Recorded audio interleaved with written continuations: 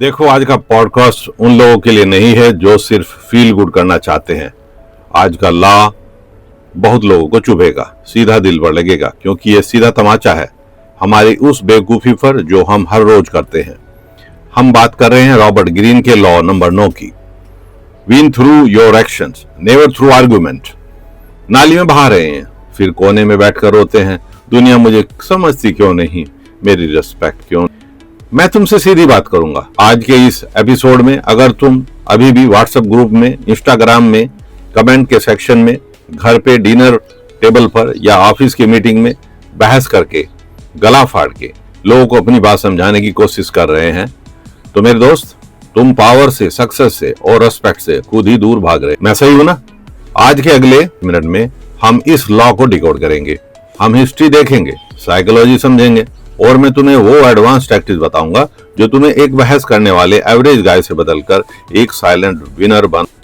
इसलिए पूरा एपिसोड ध्यान से सुनिए, बीच में इंटरप्ट ना हो और ना ही इसको छोड़कर भाग। अगर आप छोड़कर जाएंगे तो ये पूरा चलो आगे बढ़ते हैं। The core philosophy, demonstrate, do not explicate. Robert Greene ने इस लॉ में एक मंत्र दिया है, एक ऐसा मंत्र जो तुम्हारी पूरी लाइफ बदल देगा। वो मंत्र है डेमोन्स्ट्रेट, डू नॉट एक्सप्लिकेट। इसका मतलब है समझाओ मत, दिखाओ। एक्सप्लिकेट करने का मतलब है लंबा चौड़ा एक्सप्लेनेशन देना, प्रूफ देना, लॉजिक की बैटल लड़ना। और डेमोन्स्ट्रेट करने का मतलब है इतना खतरनाक रिजल्ट प्रोड्यूस कर देना कि तुम्हारी बात को क्वेश्चन करने का है। लेकिन जब हम दिखा देते हैं, डेमोन्स्ट्रेट कर देते हैं, तो उसके पास कोई आर्गुमेंट नहीं बचता। आपके काम का वॉल्यूम, आपके रिजल्ट की क्वालिटी, आपके बैंक अकाउंट का साइज, ये सब उस बहस से ज्यादा ऊंची आवाज में बोलते हैं जो तुमने कभी की ही नहीं। The proof is on the screen, not in the monologues.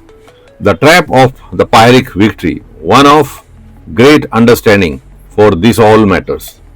बहस जीतना बिल्कुल ऐसा ही है, यह एक पायरिक विक्ट्री है।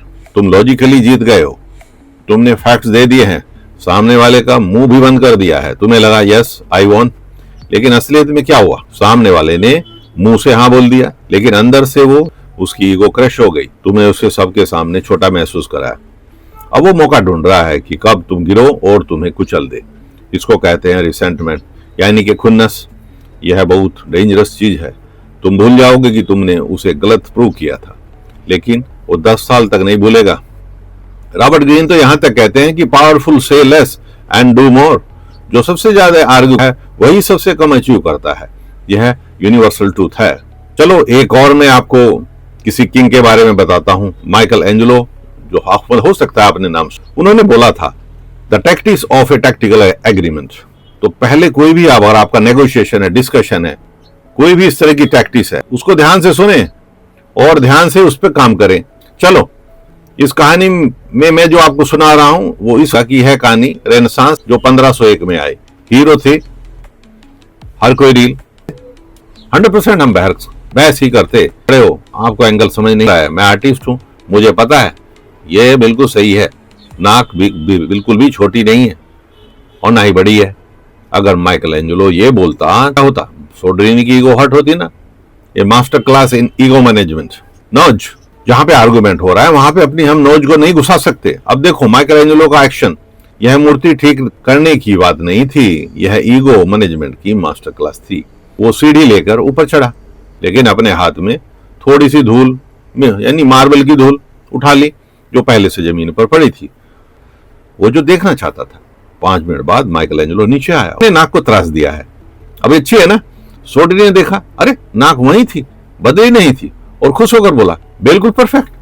अरे माइकल एंजेल, तुमने कमाल कर दिया, तुमने इसमें जान डाल दी।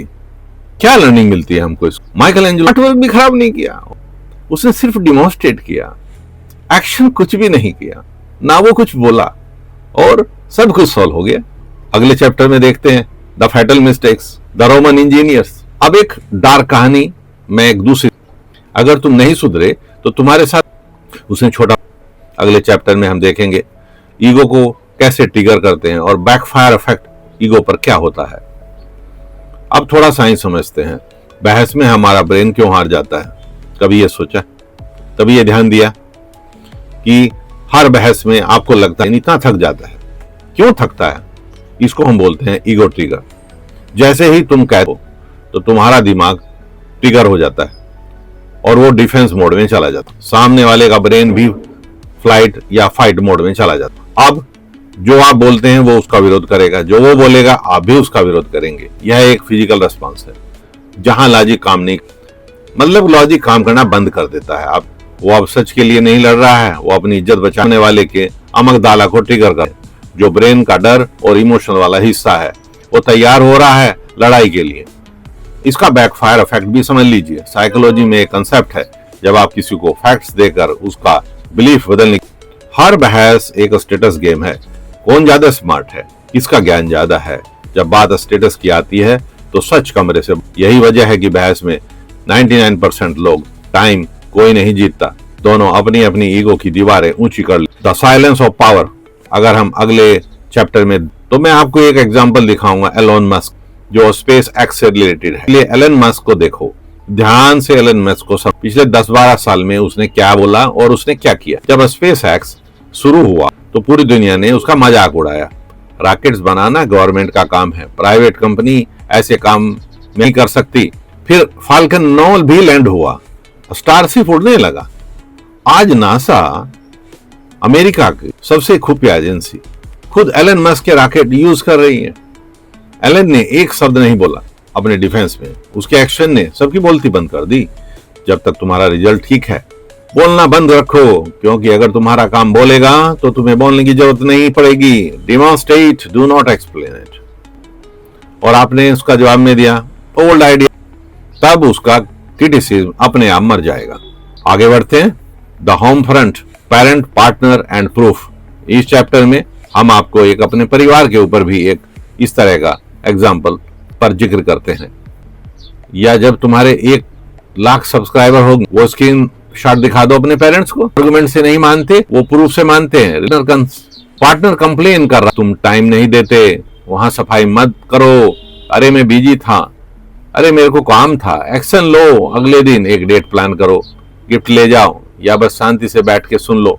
Your word should be there, your action has to be there.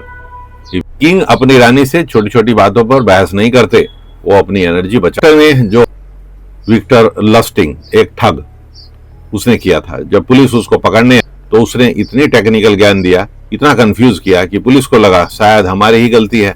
अगर तुम्हें अपना ट्रैक कवर करना है या किसी को गलत दिशा में भेजना है तो बहस करो, लेकिन अगर तुम्हें रिस्पेक्ट चाहिए तो तुम चुप रहो। चलो एक हम एक्सरसाइज, एक चैलेंज हम एक दूसरे को देते हैं। एक 24 आवर चैलेंज है जिसमें हमें साइलेंट रहना है। हम किसी भी बात का जवाब और सिर्फ इशारों में अपने जवाब देंगे। मैं तुम्हें चैलेंज देता हूं कि अगले 24 घंटे में तुम किसी को करेक्ट नहीं। याद रखना, जंगल में शेर जब शिकार करता है तो वो दहाड़ता नहीं है, वो खामोश रहता है। कुत्ते भौंकते हैं, शेर काम तमाम करता है। बहस छोड़ो, रिजल्ट से तमाचा मारो, समझाओ मत, दिखा दो। Demonstrate, do not explicate. अगर आपको ये स्टोरी अच्छी लगी और ये ज्ञान अच्छा लगा तो शेयर एंड सब्सक्राइब करना ना भूलें। See you in the next episode. जय हिंद।